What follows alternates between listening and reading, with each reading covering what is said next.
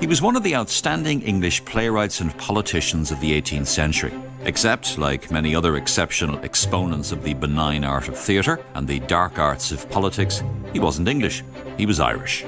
Richard Brinsley Sheridan was born in Dorset Street in Dublin in 1751. His surroundings were slightly more fashionable then than they are now. He was probably born to write for the theatre. His mother, Frances, was a playwright and novelist. His father, Thomas, was for a long time an actor-manager. His budding theatrical and political careers almost failed to get off the ground, however. Sheridan, to defend the honour of his future wife, Elizabeth Linley, was obliged to fight a duel against one Thomas Matthews, a rival for Elizabeth's affections, who also happened to be married. Matthews had churlishly defamed her in a newspaper article when she rejected his advances. The two men met twice in 1772. Swords were the weapons of choice on both occasions. At the first encounter, in London, Matthews posed few difficulties for the Irishman. He was quickly disarmed, begged for his life, and was forced to retract the defamatory article. However, Matthews insisted on a rematch, and Sheridan decided to oblige him. The second meeting, in Bath, was a much bloodier affair that Sheridan barely survived. According to contemporary accounts, he was borne from the field with his opponent's broken sword sticking from his ear and his whole body covered in wounds. Sheridan survived and 3 years later produced his first play, The Rivals, a sparkling comedy that included the character of a hot-blooded and mean-spirited Irish duellist, Sir Lucius O'Trigger. The comedy, coincidentally, is set in Bath.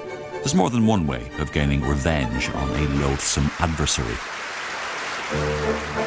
However, the most memorable character in the play was the sublime Mrs. Malaprop, a lady much given to hilarious verbal solecisms.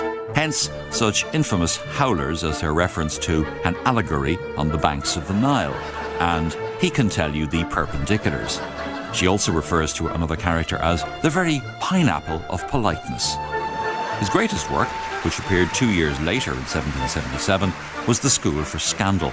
Still performed today, it matches and surpasses most of Oscar Wilde's comedies of manners with its acid observations on contemporary social mores and the endless capacity for evil gossip in 18th century London society. In 1780, Sheridan essentially bribed his way into the House of Commons, as you often did in those days.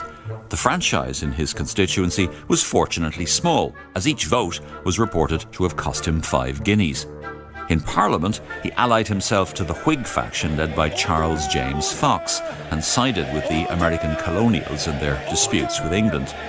In one celebrated and highly theatrical aside in 1793, his fellow Irishman Edmund Burke was ranting about French revolutionary spies and saboteurs. After a rhetorical flourish to emphasise the dangers of allowing Johnny Foreigner access to England, Burke threw a knife onto the floor of the House of Commons. This drew the retort from Sheridan, "Where's the fork?" It's not funny at all. It's disgraceful. Although he was an accomplished parliamentary orator and briefly held political office, one of Sheridan's reasons for retaining his seat in the Commons was probably to evade his creditors. When he lost his seat in 1812, they pounced. He died in poverty 3 years later, but he's buried in Poets' Corner in Westminster Abbey. Sheridan is responsible for many memorable, pithy and witty phrases. He once said of a political opponent that the right honourable gentleman is indebted to his memory for his jests and to his imagination for his facts.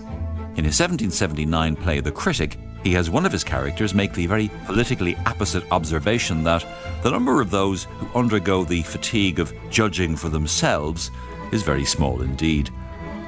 Richard Brinsley Sheridan, playwright, politician and sometime duellist, was born 264 years ago on this day.